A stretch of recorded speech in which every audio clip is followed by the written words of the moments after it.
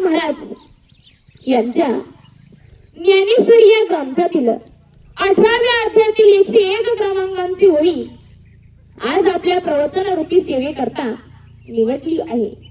देहाची गावा आल्या जन्म मृत्यूचा सोहळ्या ना म्हणून धनंजया जिया परी.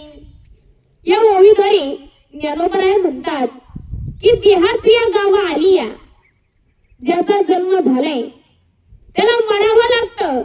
जन्म मृत्यूचा सोहळ्या ज्याप्रमाणे जन्म झाल्यानंतर आपण जन्माचा सोहळा साजरा करतो अगदी त्याचप्रमाणे प्रत्येकालाच हा मृत्यूचा सोहळा देखील साजरा करावा लागणार आहे.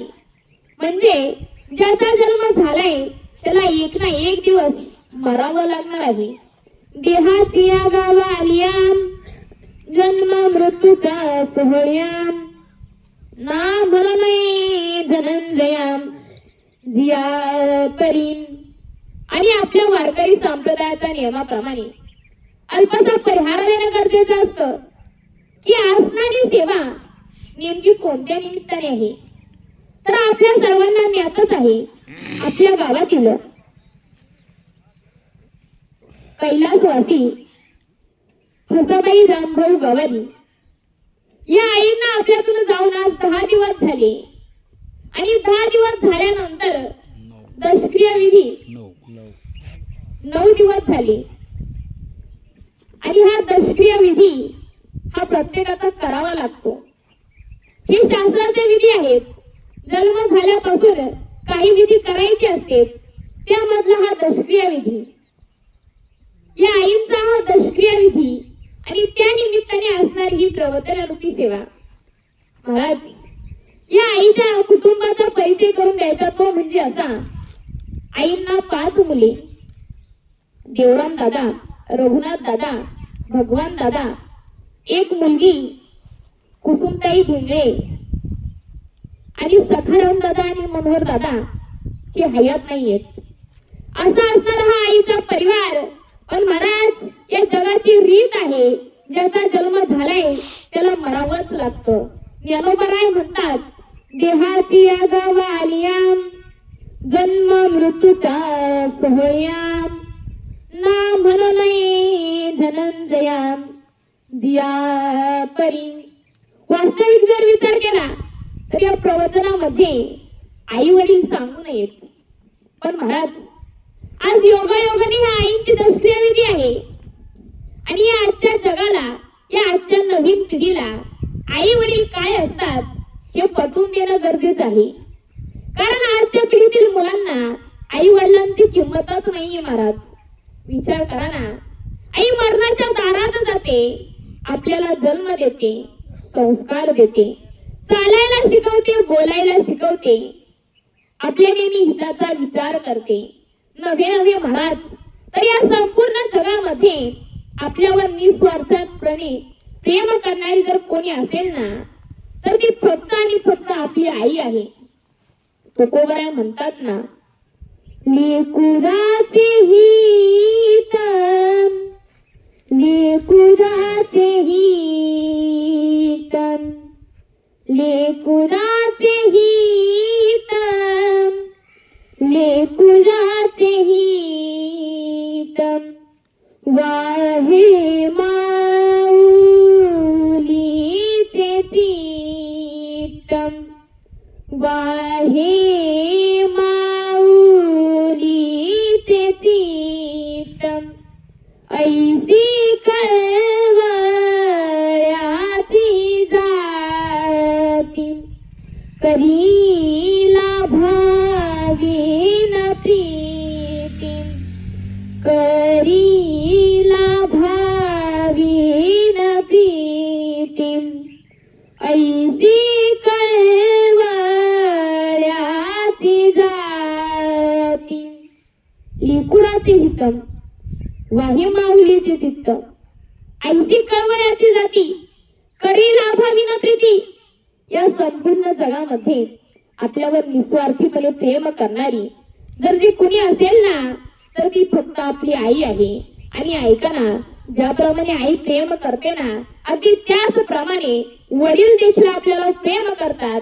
फक्त ते आपल्याला जाणता आलं पाहिजे महाराज. असो, या ओळीद्वारे ज्ञानोबाराय म्हणतात, देहाची गावालिया जन्म मृत्यूचा सोहळ्या ना म्हणून धनंजया जिया परी. देहाची गावालिया म्हणजे नेमकं काय महाराज? तर या संसारात आल्यानंतर. मग संसार म्हणजे नेमकं काय? तर आपण करतो हा संसार का? तर नाही. संसार या शब्दाच्या शास्त्रामध्ये, पुराणामध्ये, संत वाङ्मयामध्ये अनेक व्याख्या आहेत. मग संसार म्हणजे नेमकं काय? तर शास्त्रात सांगितलं आहे, संसाराती संसार हा ज्यात नेहमी परिवर्तन घडतं त्याला म्हणतात संसार. किंवा शंकराचार्य गोविंद अष्टकात म्हणतात, पुन्हा मरणे आणि पुन्हा जन्माला येणे याचं नाव आहे संसार.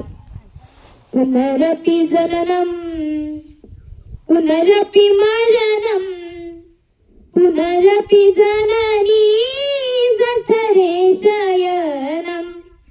शंकराचार्य म्हणतात, पुन्हा मरणे आणि पुन्हा जन्माला येणे याचं नाव आहे संसार. किंवा माझा ज्ञानोबारायांनी संसार या शब्दाच्या अनेक व्याख्या निश्चित केल्यात. ज्ञानोबाराय म्हणतात, हा देह आणि तो देव यावर अवलंबून असणारे जे पदार्थ आहेत तो म्हणजे संसार. तरी देहादिक हे संसारे सर्वही मांडिले से घुम फिरे तेथ नातुळे तो वाघुरे वारा जैसा. किंवा ज्ञानोबाराय म्हणतात, उपजने मरणे म्हणजे संसार नाही, तर हे खरं आहे असं समजणे म्हणजे संसार. अगा उपजने निमने हे साधते गा मानने तो जीव लोकुनी म्हणे संसार रुहन. किंवा एका अभंगामध्ये ज्ञानोबारायांनी या देहाला संसार म्हटलेला आहे. ज्ञानोबाराय म्हणतात, साते आलिया ओगा सारंग धरून साते आलिया ओगा सारंग धरून नाही तरी संसारून जाईल रया नाही तरी संसारून जाईल रया.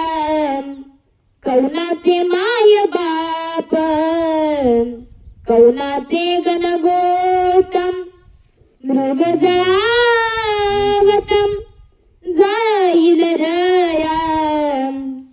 कौनाचे माय बाप कौनाचे गणगोतम. ज्ञानोबाराय म्हणतात, एक साथे आली ओळगा शारम धरू. एक साथे, इथे साथे हा शब्द संख्यावाचक नाहीये. मग साथे म्हणजे नेमकं काय? तर साथे म्हणजे संसार. आणि माझा तुकोबारायांनी अगदी खाली येऊन सांगितलं की संसार म्हणजे नेमकं काय? तर ही गाडगी मडकी म्हणजे संसार. संसार करता म्हणित हा दोषी टाकीता आळसी पोट पोसा याला म्हणतात संसार. या संसाराच्या अनेक व्याख्या आहेत. तसंच महाराज या संसाराला अनेक उपमा आहेत. या संसाराला उपमा दिली सागराची. महाराज म्हणतात, संसार सिंधू हा दुस्तरम मुलंगे उल्लंघिता पारम बहुत वाहविले दूरम न लगेची तिरा पहिला खडी आम किती जन्मा झाला थेरम हो किती जन्मा झाला थेरम. महाराज म्हणतात, संसार सिंधू हा दुष्कार मुलंगे उल्लंघिता पार बहुत वाहविले दूर न लगेची तीर पहिलं थडी. या सागराला या संसाराला उपमा दिली सागराची. का? जसा समुद्राचा अंत लागत नाही तसं या संसार रूपी समुद्राचा देखील अंत लागत नाही. म्हणून या संसाराला उपमा दिली सागराची. याही पुढे जाऊन या संसाराला म्हटलं आहे नदी. जसं की महाराज, नदीत 2 तीर असतात. पहिल्या तीराकडून तरुण पुढच्या तीराकडे जायचं असतं. तसं या संसार रूपी नदीत देखील 2 तीर आहेत. एक प्रवृत्ती, 2 निवृत्ती. प्रवृत्तीकडून निवृत्तीकडे परमार्थ मार्गाने जायचं असतं. म्हणून या संसाराला उपमा ही नदीची आहे. याही पुढे जाऊन गीतेच्या 15व्या अध्यायात पहिल्याच श्लोकात भगवंत अर्जुनाला म्हणतात की हा संसार वृक्ष उलटा आहे. ऊर्ध्वं मूलमधः शाखं मश्वथं प्राहुरव्ययम् छंदांसी यस्य पर्णानि यस्तं वेद स वेदवित्. भगवंत अर्जुनाला म्हणतात की संसार वृक्ष उलटा आहे. मग महाराज, आपलं व्यवहारातील झाड तुम्ही लक्षात घ्या. त्या झाडाची पाने, फांद्या हे जमिनीच्या वरती असतात आणि मूळ जमिनीच्या खाली असतं. पण संसार वृक्षाचं तसं नाही महाराज. त्या संसार वृक्षाचं मूळ हे जमिनीच्या वर असतं आणि त्याच्या फांद्या, पाने, फळे ही जमिनीच्या खाली असतात. हा संसार वृक्ष उलटा आहे. तुम्ही म्हणाल असं कसं काय? तर लक्षात घ्या, या संसारामध्ये आल्यानंतर प्रत्येकाला सुखाची अपेक्षा असते. प्रत्येकाला वाटतं मी सुखी व्हावं आणि त्या सुखाकरता प्रत्येक जण तळमळ करतो, प्रयत्न देखील करतो, तरी देखील प्रत्येकाला सुख मिळत नाही. आता तुम्ही सर्वजण या ठिकाणी बसलेले आहात, पण तुम्हाला जर विचारलं की तुम्ही सुखी आहात का, तर प्रत्येकाचं उत्तर हे नाही येणार. का महाराज? तर विचार करा ना. तर याचं कारण असं आहे, दुःखाचं मूळ म्हणजे संसार आहे. महाराज म्हणतात ना, संसार दुःख मूळ चोहीकडे इंगळ विश्रांती नाही कोठे रात्रंदिवस तळमळ काम क्रोध लोभ क्षोणी पाठी लागले ओढाळ कवना मी शरण जाऊ दृष्टी देईगा निर्मळ विठोबाचा धर्म जागो त्याचे चरणी लक्ष लागो गा. संसार दुःख मुळ चोहीकडे इंगळ विश्रांती नाही कोठे रात्रंदिवस तळमळ.